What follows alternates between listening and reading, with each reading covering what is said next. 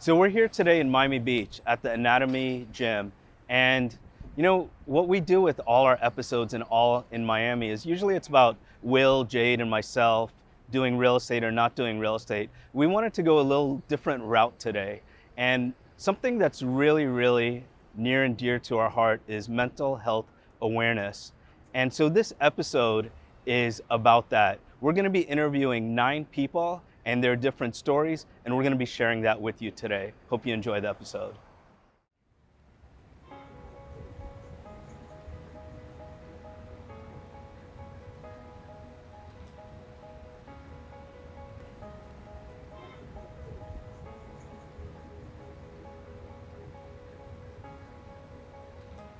My story is about trauma and revolves around sexual abuse. Man, when I wasn't sober, I would wake up in the morning, I just wanted to die. What was sad was like looking in the mirror at 20 years old and thinking I have no life ahead of me. My late husband just passed away in September. He was a firefighter paramedic. My mother was diagnosed with schizophrenia. I was not excited to go to work. I did not feel joy entering a patient's room. I had an amazing mother who had some challenging parts of life, and she actually tried to end her life a couple times. I've had 7 friends commit suicide. All of a sudden, and you're one of them that wants to commit suicide. We're talking about our plans for the upcoming week.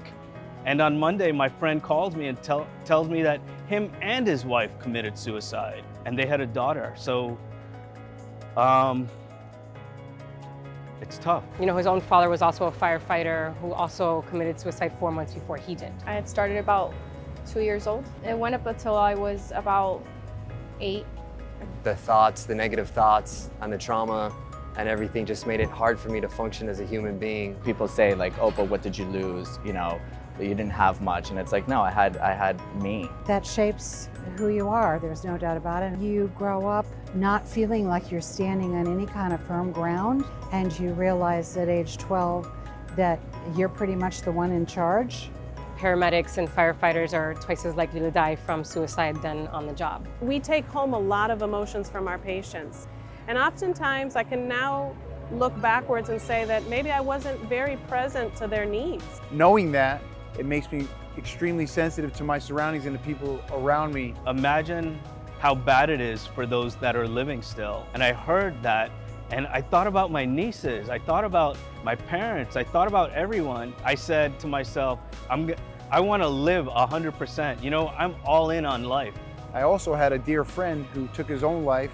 We look back and think that, you know, we could have done possibly something just to listen, help alleviate some of that stress and anxiety and the pressure that he was going through. I knew that I needed to do something different with my life. I knew that I was suffering, that there were demons inside that, you know, I needed to get rid of, and I didn't know how.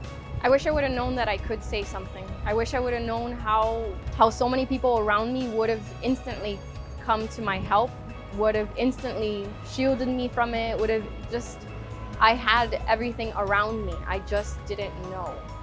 I was always taught you don't talk about those things, you just keep going. I think that moment where I looked into the mirror and I didn't see a life was really, for me, my bottom. You really don't know the depth of someone's despair if they can't truly be honest about it. I wasn't actually saying the full story, but I started kind of mentioning little things. It's weakness if you communicate it, or if you're vulnerable, or if you're emotional. And that's not weakness at all. I view that as actual strength. Today, being constantly attached to some kind of device adds to that sense of being disconnected from other people. Suicide rate for physicians is quite high. They're coming in with an altruistic desire to help people, to be compassionate, and the compassion fatigue sets in earlier. Every year it sets in earlier. It just was a snowball, and it had no outlet. And I didn't know how to give it an outlet other than speaking on it, but speaking on it only made it more angry because there was no resolution. I later started yoga, and at first yoga was just a physical thing, but something inside me changed, and I started to release a lot of negative emotions. I had a few classes where I would cry. I didn't even know what I was crying about. The classes weren't even themed about trauma. They weren't even focused on that. Again, there's just something that I packed into the back of my mind. More important today, more than ever, to really be part of community, to know that you're not alone, you know, that your story is my story and my story is your story. When we get in a group setting through yoga or Pilates or meditation, we're able to come together on a level that can be very helpful. If you're suffering, you don't have to suffer alone. You don't have to suffer in silence. There is support. I had to be with people who love me until I could love myself again. Doing things with people who care, who are trying to create positive energy. Community is about the human connection. It's not being in isolation, and it's also exercise. Exercise and prayer and meditation, those are key components of my life. Things still happen in my life, but today I realize that life is 10% what happens to me and 90% how I react to it. Just being able to calm down and being able to have that peace, you could think a little bit more clearly. To be able to utilize some of the tragedies that have happened early in life in a positive way is, of course, very gratifying. That led me to a long journey of taking care of myself, of working with a life coach. It's important to immerse yourself in day-to-day activities that involve movement, because movement creates blood flow, and blood flow creates dopamine and endorphins. And I think those are the most important things in our life. And don't worry about the judgment, don't worry about the fallout. It's just better that you're honest with what you're truly feeling so we can really help you or help each other, than to let things get to a point where it's like we wish we knew to the extent. In the end, my story and who I am is going to be a ripple or just like a drop for someone else's story, because I know that other people are going through that too.